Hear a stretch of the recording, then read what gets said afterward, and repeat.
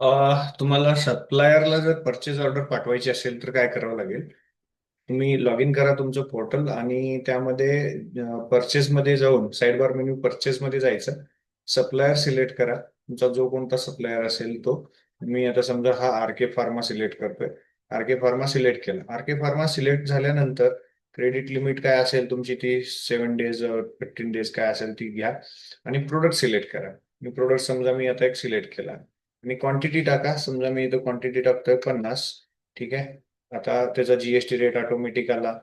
Price ही आपण ज्या वेळेला प्रोडक्ट ऍड केला त्यावेळेला जी परचेस प्राइस घातलेली आहे ती इथं तुम्हाला मिळाली. जर समजा तुम्ही निगोशिएट करून हा 87 रुपयावरून 80 रुपयावर आणला असेल तर 80 घाला. 70 आणला असेल 70 घाला, किंवा आहे ती प्राइस ठेवा जी तुम्हाला तिथं परचेजला आता तुम्ही निगोशिएट करून फायनल केलेली आहे ती प्राइस घाला. ठीक आहे. तर ही 80 रुपये मी इथं घातली, 87 होती ती. मग म्हटलं मी प्रोडक्ट ऍड करा. प्रोडक्ट ऍड केल्यानंतर एकदा चेक करा की जीएसटी 12% आहे या प्रोडक्टची. तुमची झिरो असेल तर ती झिरो दाखवेल. काही असेल 18 असेल 18 दाखवेल. जे काय असेल त्याप्रमाणे. टोटल व्हॅल्यू झाली 4,000. आता तुम्ही हे पेमेंट कसं करताय, कॅश करताय का क्रेडिट करताय, ऑनलाईन ट्रान्सफर करणार. मी समजा ऑनलाईन ट्रान्सफर केले. ऑनलाईन ट्रान्सफर केलेलं असेल तर तुमच्या बँक इथं सिलेक्ट करा. माझ्या दोन बँक आहेत. माझ्या एका बँकेत आता 3,450 रुपये बँक अकाउंट बॅलन्स दाखवतोय. पण माझा आता हा ऑर्डर आहे 4,000ची ही. इथून ऑर्डर ही कम्प्लीट नाही होणार कारण माझ्या अकाउंटला बँक अकाउंटला बॅलन्स कमी आहे. मग मी काय करेन, तात्पुरतं तुम्हाला दाखवण्यासाठी हे रिमूव्ह करतो. आणि मी इथं क्वांटिटी 50च्या ऐवजी 25 टाकतो जेणेकरून तुम्हाला दाखवता येईल मला. ठीक आहे. मी परत काय केलं, हा प्रोडक्ट सिलेक्ट केला. ठीक आहे. 25 क्वांटिटी केली आणि ऍड केला. ऍड केल्यानंतर काय झालं, आता 2,195 रुपये त्याची व्हॅल्युएशन आलं.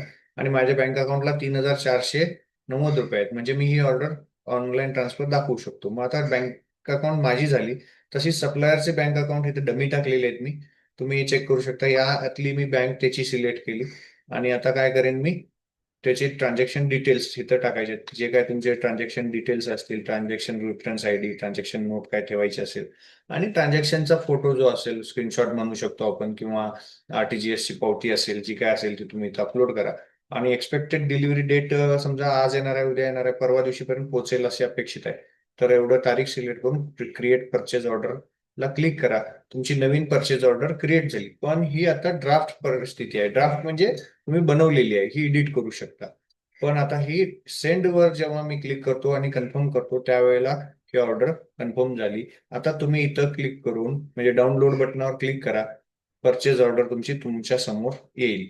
तिथं तुमचा परचेज ऑर्डर असेल, परचेज ऑर्डर नंबर असेल, डेट असेल, एक्सपेक्टेड डिलिव्हरी पण असेल. त्यानंतर तुमचं नाव असेल, सप्लायरचं नाव असेल, आयटम असेल, क्वांटिटी, रेट सगळं आला. आणि ही सगळं आल्यानंतर तुम्हाला ही स्क्रीनशॉट पाहिजे तर स्क्रीनशॉट देऊ शकता. डाउनलोड पीडीएफ पाहिजे असेल तर याच्यावर क्लिक करा. आणि ही तुमची पेज काय होईल, तयार होईल. इथं सेव्ह ॲज, इथं जर तुम्ही प्रिंटरला जाऊन इथं तुमचं प्रिंटर सिलेक्टेड असेल तर काय करा, प्रिंटरला जाऊन सेव्ह ॲज पीडीएफ करा आणि सेव्ह करा.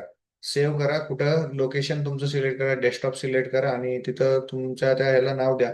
समजा मी हे परचेस करतोय आर के फार्मा. आर के म्हणून मी सेव्ह करतोय डेस्कटॉपला. सेव्ह केला.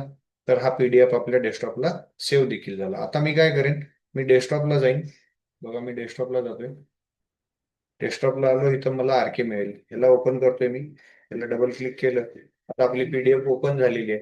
हे बघा ही पीडीएफ ओपन झाली. ठीक आहे. ही तुमच्या सप्लायरला पाठवून द्या. ही तुमची परचेज ऑर्डर झाली. That's it.